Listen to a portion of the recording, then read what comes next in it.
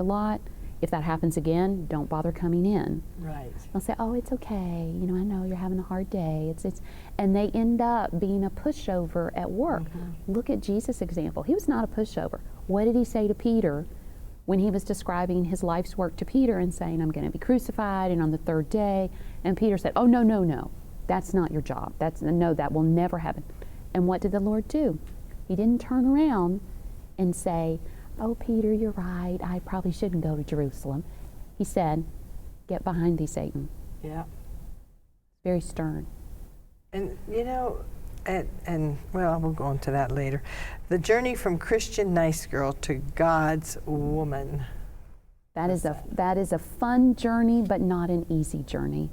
And so in this chapter, we give women the analogy of like being on a road trip. And that it's really important as you make that journey that you pay attention to who's riding shotgun. I don't know if your children ever argued over, you know, shotgun, I get to ride shotgun. But whoever is in the passenger seat is usually your navigator. So you want to make sure that you have the people you pull in the closest to you in this journey, that they have the same destination in mind. They want you to be God's good woman too. Otherwise, they might steer you back to Nice Girlville.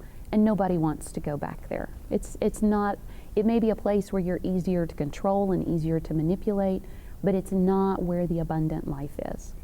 And that's where we need to live. It is. It is. I've come that you may have life and have it more Yes. abundantly. Yes. No more Christian nice girl.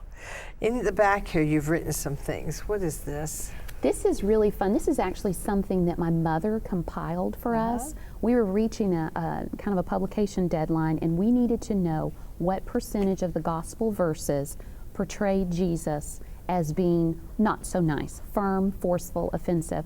And she went through, made these wonderful charts. That is every verse, and it describes when people had a negative reaction to Jesus because he was firm and forceful and offensive at times. And it's almost 20% of the gospel portrays Jesus that way. So that's the complete Jesus. And that gives us freedom to follow in his footsteps, to be kind and comparing and compassionate, but to also be firm and forceful when necessary.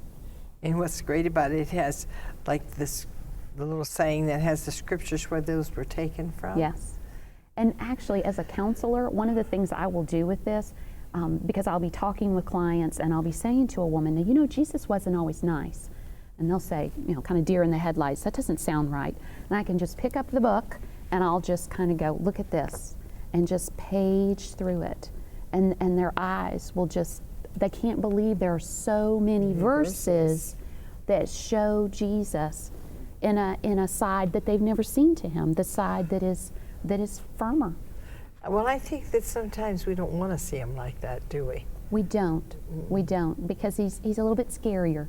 He's a little bit wilder. Yeah. And but in fact, that is, the truth shall set you free.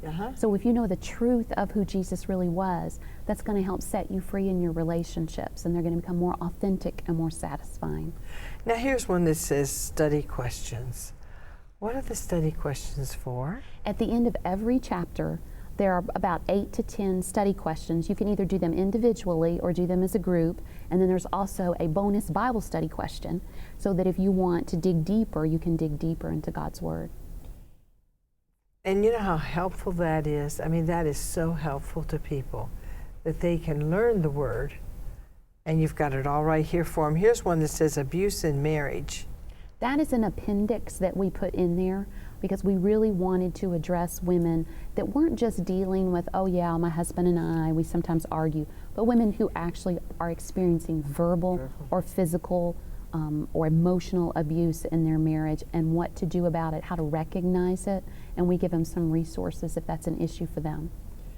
And that is an issue for so many women today. And verbal abuse can be as hard as a beating, can it? And that is what women, when you work with women who have been physically abused, because if you've been physically abused, the verbal abuse will come too.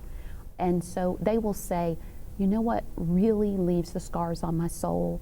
It's not the bruise from being punched, it's what he said to me.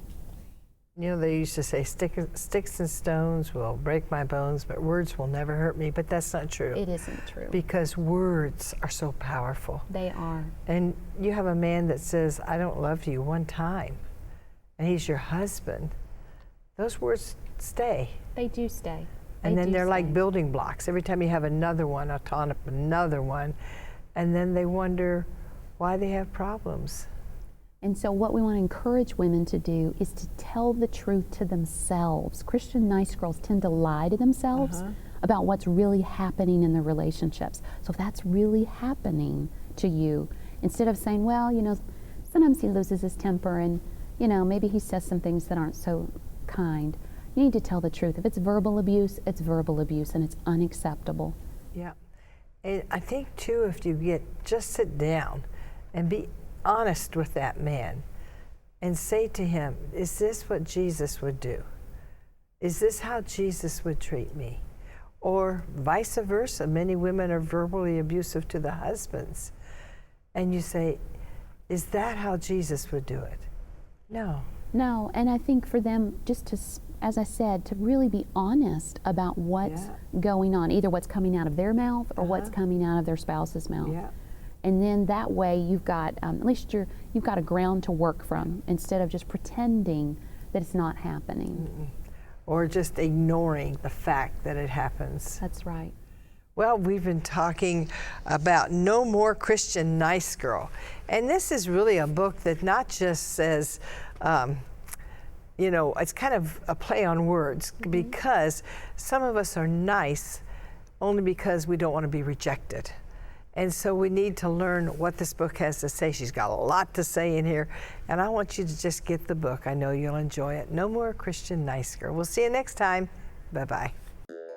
Ladies, did you know that actually being nice could be bad? Some relationships are being harmed and made stagnant because of the nice approach. No More Christian Nice Girl by Paul Coughlin and Jennifer Degler shows you just how to build strength, confidence, and the caring woman that you were meant to be. Discover how to throw away the nice routine and replace it with what is good and wholesome in the sight of God, so as to build healthy relationships and fulfillment at work, home, church, and even the bedroom. Learn that emulating the real Jesus is the key to transforming into someone who is powerful and authentic. No More Christian Nice Girl is available for this special offer of $14.99. Simply call 888-725-8033 or log on to buythebook.tv and request offer number 244. That's 888-725-8033. Buy the book today.